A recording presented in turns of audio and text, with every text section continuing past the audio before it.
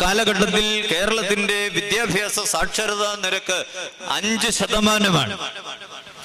English വിദ്യാഭ്യാസം നിഷിദ്ധമാണ്. അതുപോലെ പണമുള്ളവർക്ക് മാത്രമേ അത് സാധ്യമാകൂ.